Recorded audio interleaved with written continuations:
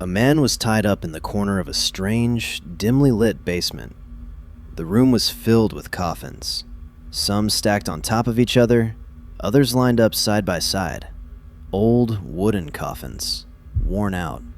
He was tied to a chair, his hands bound tightly behind his back, his legs secured, duct tape sealed over his mouth.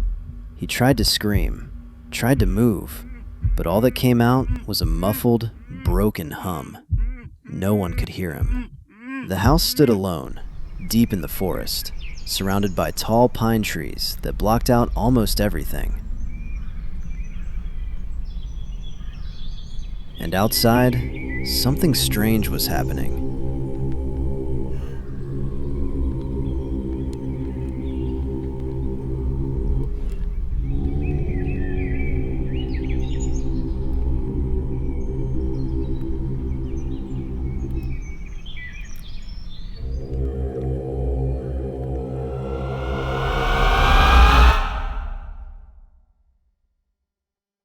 Earlier that day, it was a calm Sunday morning in a small, remote town. Inside a quiet church, a priest stood at the front, dressed in black, preaching softly. People sat still, listening.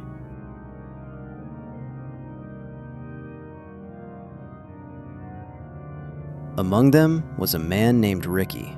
Ricky was around 30, just a regular guy, kept to himself, never caused trouble, never stood out. When the service ended, people slowly left. Ricky stepped outside and began the long walk home. Out there, the houses were far apart. You could walk for minutes before seeing the next one. Tall pine trees lined the road, swallowing the light. The silence settled in quickly. On his way, Ricky passed that house, the one people didn't talk about. He just kept walking until he reached his own small place.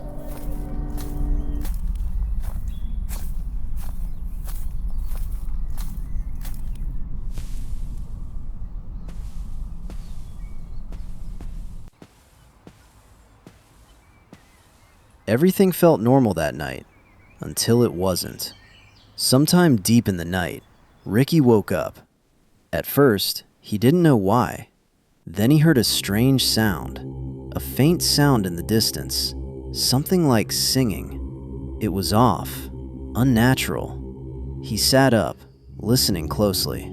The sound didn't stop, so he got out of bed and walked to the window. He looked outside. Every house had its lights on. Every single one, except one. That same house, completely dark, and the sound was coming from there.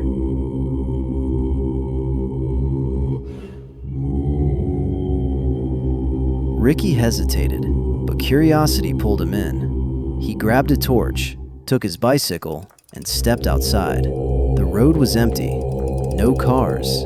No people, just the sound of his tires and that strange, distant singing. The closer he got, the clearer it became.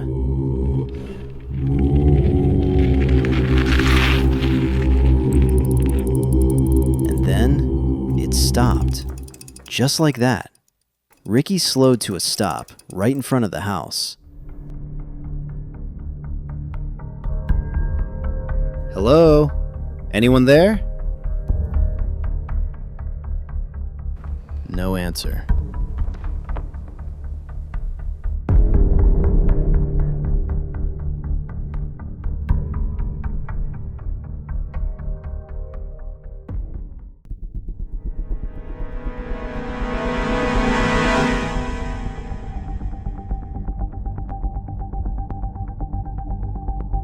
He waited, then shook his head. It had to be nothing. So he turned back and rode home. But something felt wrong now. When he reached his house, the door was slightly open. He knew he had closed it.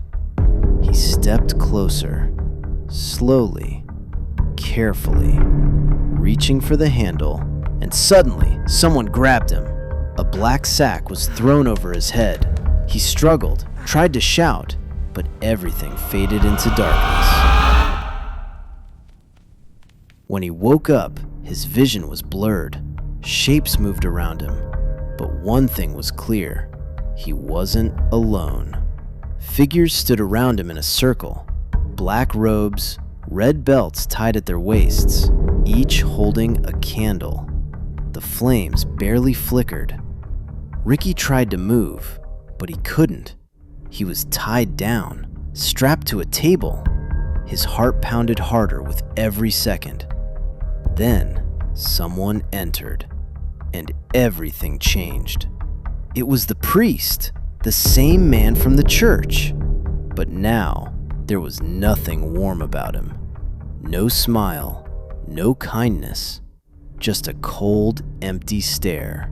In his hand, he held a sword. Ricky's eyes widened in panic. He tried to scream, but the sound never came. Two men stepped forward, carrying a body bag. They dragged it across the floor and dropped it into an open coffin. No one spoke. The priest stepped closer, leaning down toward Ricky. "You heard the song. That means you were chosen." In that moment, everything made sense. This wasn't random. It never was. That sound was never just a sound. It was a call, and he had answered it. He was the next sacrifice. Down in that basement, another coffin waited, and soon it wouldn't be empty